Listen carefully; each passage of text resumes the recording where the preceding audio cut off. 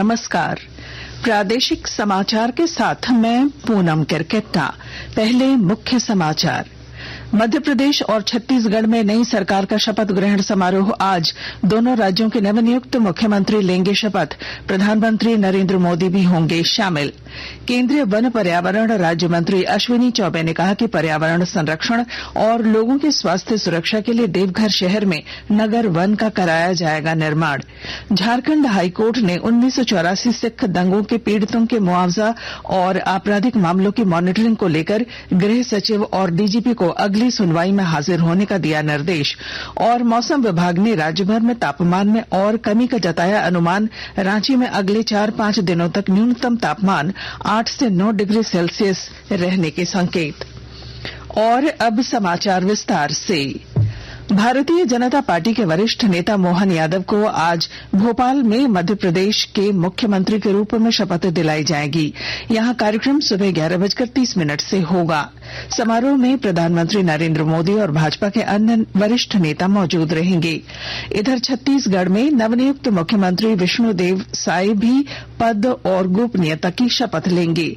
प्रधानमंत्री मोदी भी इस समारोह में शामिल होंगे। उधर भारतीय जनता पार्टी ने पहली बार विधायक बने भजन लाल शर्मा को राजस्थान का मुख्यमंत्री बनाने की कल घोषणा की। भजन लाल शर्मा 15 दिसंबर को नई सरकार के साथ शपथ लेंगे। भाजपा के प्रदेश अध्यक्ष बाबूलाल मरांडी, क्षेत्रीय संगठन महामंत्री नागेंद्र त्रिपाठी, प्रदेश संगठन महामंत्री कर्मवीर सिंह ने राजस्थान के नव मनोनीत मुख्यमंत्री भजन लाल शर्मा को बधाई दी है। केंद्रीय वन पर्यावरण राज्य मंत्री अश्विनी चौबे ने कल देवघर में कहा कि पर्यावरण संरक्षण और लोगों के स्वास्थ्य की सुरक्षा के लिए शहर की 5 किलोमीटर की परिधि में नगर वन विकसित किया जाएगा। वे मंगलवार को देवघर में अधिकारियों के साथ बैठक कर रहे थे। केंद्रीय मंत्री ने कहा कि नगर वन में लोगों के स्वास्थ्य और पर्यावरण संरक्षण की पूरी व्यवस्था होगी। विधायक नारायण दास ने केंद्रीय राज्य मंत्री के समक्ष शहर में चिड़ियाघर बनाने का प्रस्ताव रखा। Civil surgeon doctor Ranjan Singh ने सदर अस्पताल में मेडिसिनल गार्डन खोलने का आग्रह किया। मंत्री ने प्रस्तावों पर पहल का आश्वासन दिया। सीबीआई की अदालत ने मिड डे मील के 100 करोड़ रुपए गबन के मामले में जेल में बंद आरोपी संजय कुमार तिवारी की जमानत याचिका खारिज कर दी। उस पर 5 अगस्त 2017 को स्टेट बैंक ऑफ इंडिया की हटिया शाखा से मिड डे मील के 100 करोड़ रुपए गबन का आरोप है।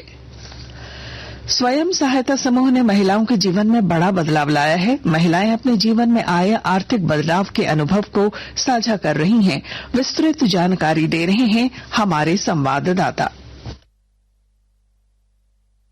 राजधानी रांची से लगभग 30 किलोमीटर की दूरी पर स्थित मांडर प्रखंड की महिलाओं ने समूह से जुड़ने के बाद आर्थिक सशक्तिकरण की मिसाल पेश की है। गुलाब स्वयं सहायता समूह से जुड़ी सुनीता खलखोर बताती हैं कि महिलाओं के एक समूह ने चाउमीन बनाने का मशीन खरीदकर स्वरोजगार को चुना है। घर का कामकाज निपटाकर महिलाएं चाउमीन बनाने में जुट जाती हैं और उससे होने वाली कमाई का हिस्सा आपस में बांट लेती हैं। महिला स्वयं सहायता समूह से जुड़ी एक अन्य महिला मंजू कुमारी कहती हैं कि पहले उनके पास काम नहीं होने की वजह से पैसे की किल्लत का सामना करना पड़ता था। वह बताती हैं कि समूह से जुड़ने के बाद उनके आय में वृद्धि हुई है। कर्मवीर, आकाशवाणी समाचार, रांची। आकाशवाणी के ताजा तरीन समाचारों के लिए आप हमारी वेबसाइट newsonair.com पर लॉग ऑन कर सकते हैं। ताजा समाचार X handle @AIR news alerts और Facebook page All India Radio news पर भी उपलब्ध है। आप प्रादेशिक समाचार एकांश के X handle @AIR news _Ranchi और फेसबुक, इंस्टाग्राम पेज तथा YouTube channel AIR news Ranchi पर भी हमारे बुलेटिन सुन सकते हैं। प्रादेशिक समाचार आप आकाशवाणी रांची से सुन रहे हैं। शेष समाचार इस विराम के बाद। पिछले 2 साल से लोगों के उत्साह को देखते हुए 15 नवंबर के दिन माननीय मुख्यमंत्री श्री हेमंत सोरेन द्वारा फिर से आपकी योजना, आपकी सरकार, आपके द्वार कार्यक्रम का शुभारंभ किया गया। हम लोगों ने ये प्रयास किया है, सरकार आपके द्वार के माध्यम से सरकार की आंखें, सरकार की आवाज तक पहुंचे और हर एक व्यक्ति को विकास के कड़ी परिवारों से हम जोड़े। इस अभियान के अंतर्गत अबुआ आवास योजना, गुरुजी स्टूडेंट क्रेडिट कार्ड जैसी योजनाओं को लेकर आवेदन लिया जाएगा। अभियान में लाखों स्टूडेंट्स को साइकिल खरीदने हेतु राशि भी दी जाएगी। इस कार्यक्रम के जरिए सभी वर्ग के जरूरतमंदों को सरकार की कल्याणकारी योजनाओं से जोड़ा जाएगा। देने आपको अधिकार। फिर से हेमंत सरकार आ रही आपके द्वार। इस कार्यक्रम के तहत 24 नवंबर से 26 दिसंबर तक शिविरों का आयोजन किया जाएगा और शिविर में आने वाले प्रत्येक लाभार्थियों के बीच पौधे का वितरण किया जाएगा। सूचना एवं जनसंपर्क विभाग, झारखंड सरकार द्वारा जनहित में प्रसारित। प्रादेशिक समाचार में आपका फिर स्वागत है। झारखंड उच्च न्यायालय में मंगलवार को 1984 सिख दंगे के पीड़ितों को मुआवजा दिलाने और इससे जुड़े आपराधिक मामलों की मॉनिटरिंग की मांग को लेकर दायर जनहित याचिका पर सुनवाई की। मुख्य न्यायाधीश संजय कुमार मिश्र और जस्टिस आनंद सेन की बेंच ने राज्य के गृह सचिव और पुलिस महानिदेशक को अगली सुनवाई के दौरान वीडियो कॉन्फ्रेंसिंग के जरिए हाजिर होने का निर्देश दिया। इस जनहित याचिका पर 19 दिसंबर को सुनवाई होगी। विकसित भारत संकल्प यात्रा के तहत कल गढ़वा जिले के मेराल पूर्वी प्रखंड पंचायत में ग्रामीणों को केंद्र सरकार की जन कल्याणकारी योजनाओं की जानकारी दी। इस दौरान प्रखंड विकास पदाधिकारी जागो महतो ने ग्रामीणों को विकसित भारत के लिए शपथ दिलाई। डीडीसी राजेश कुमार राय ने जिलेवासियों से योजनाओं का लाभ लेने की अपील की। चतरा के सांसद सुनील कुमार सिंह और सिमरिया के विधायक किशन कुमार दास ने टंडवा स्थित एनटीपीसी पावर प्लांट का उद्घाटन प्रधानमंत्री नरेंद्र मोदी से कराने का आग्रह किया है। कल एनटीपीसी के सीएमडी गुरदीप सिंह से मिलकर सांसद और विधायक ने सीएमडी से क्षेत्र की विभिन्न समस्याओं पर विचार विमर्श किया। विधायक ने बताया कि एनटीपीसी के सीएमडी ने क्षेत्र की समस्याओं के समाधान के निष्पादन का आश्वासन दिया है। मौसम विभाग ने राज्य भर में न्यूनतम तापमान में और कमी का अनुमान जताया है। अपने पूर्वानुमान में कहा है कि अगले कुछ दिनों में ठंड और बढ़ेगी। कल रांची के निकट कांके का तापमान 5.4 डिग्री सेल्सियस रिकॉर्ड किया गया। इधर राजधानी रांची में अगले 4-5 दिनों तक न्यूनतम तापमान 8 से 9 डिग्री तक रहेगा।